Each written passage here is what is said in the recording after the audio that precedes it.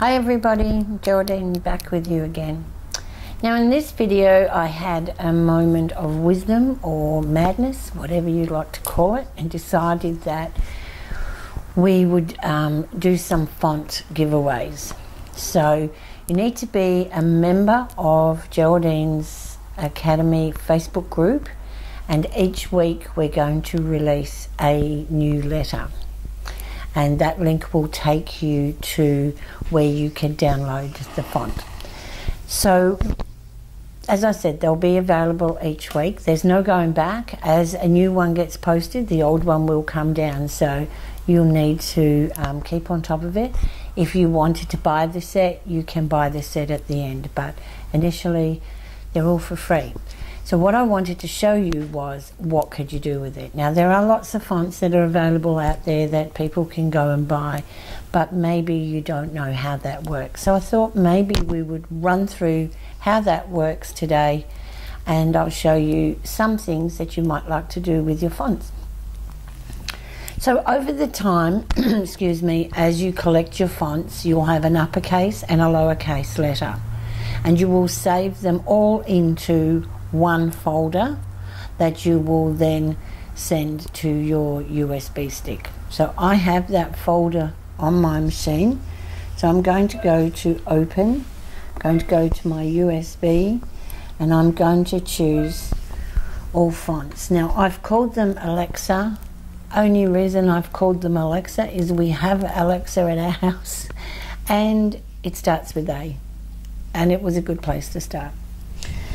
Now you'll see here each one, this says a lower, which clearly is a lowercase, and an uppercase. So there's all the A's, B's, C and so forth, and then as I scroll down the other letters appear.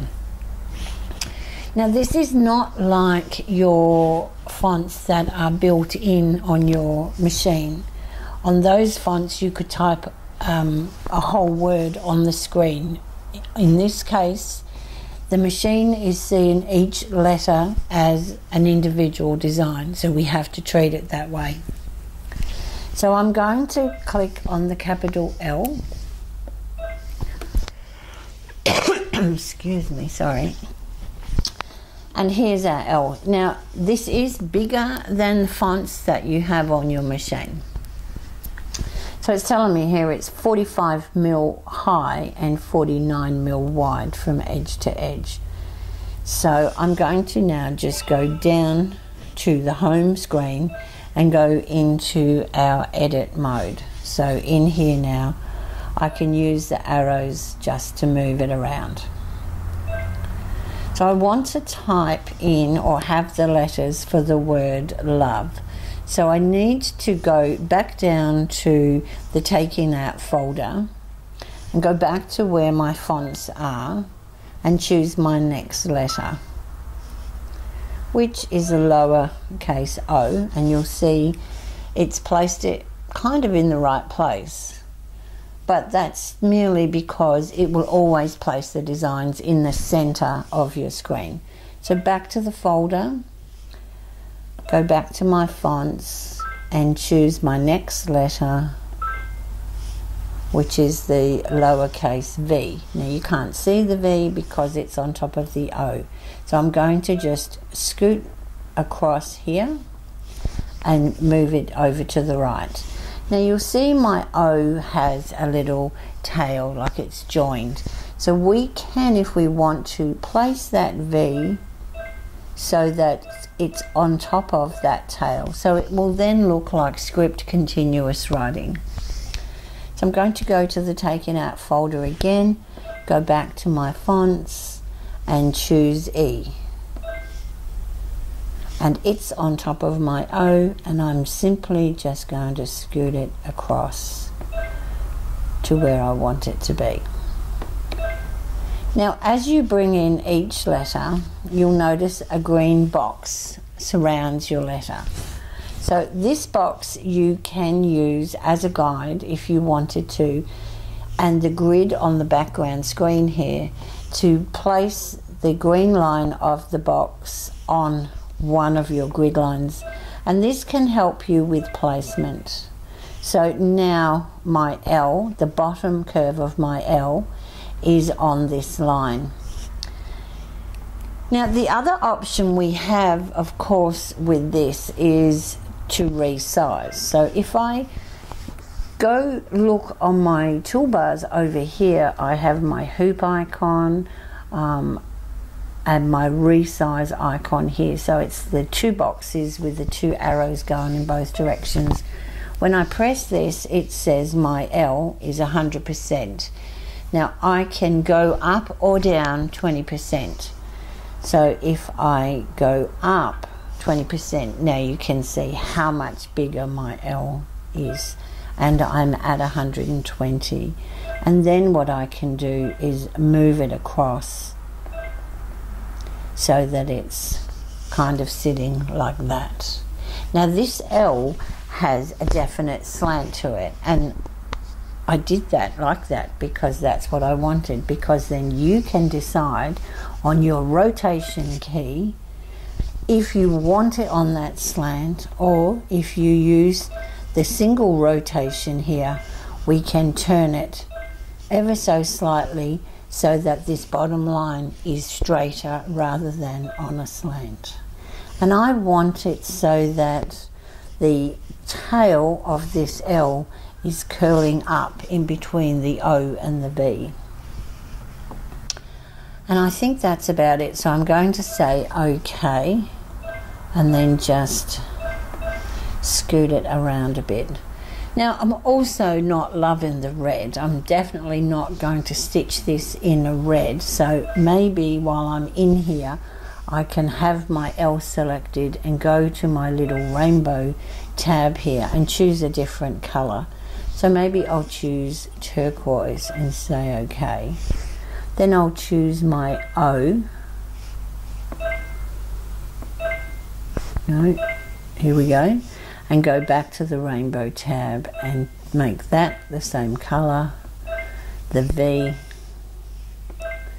Now the machine, of course, doesn't know what color you're sewing with. This is purely for your indulgence, so that you could say, well, I didn't like it in red, but maybe it looks okay in the turquoise. So I'm happy with that, but I think maybe I could add a few little wisps around it and sew this out onto something. So I'm going to go to the tab here, the icon that is the 3 black hearts. And what this is going to do is allow me to temporarily group some or all of these letters. So there's 2 icons here. One has 1 heart selected and the other has all of them selected. So if I only wanted the OVE, let's say, and not the L, I would choose this one and then pick what I wanted to select. But if I want everything, I'll just choose this one and say OK. Now some of my toolbar is missing because this is a temporary thing. This is to allow you to move everything at one time. If we try to move it as it was before, each letter is an individual design and we would have to move each one. This is allowing us to move everything at one time. So I want to center it. So to center it, on the arrow tab here, you have your cross in the center. Simply touch that center and it will place that design center to the hoop you have selected. Then we go back to the black hearts to turn that off. And I'm going to go into my design. So I'm going to go home and into this flower here. And I'm in World of Embroidery Designs. I'm going to choose design 31 and just scoot that down.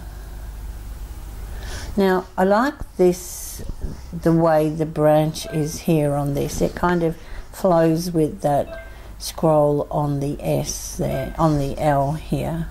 But I just, yep, happy with that.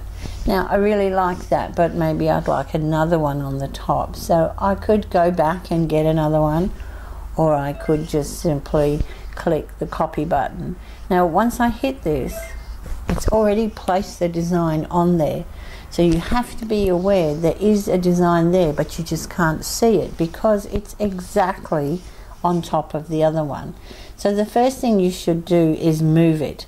So whether you move it with these arrows or whether you move it with the flip, up to you. But I want to flip it that way and the other way and then move it up.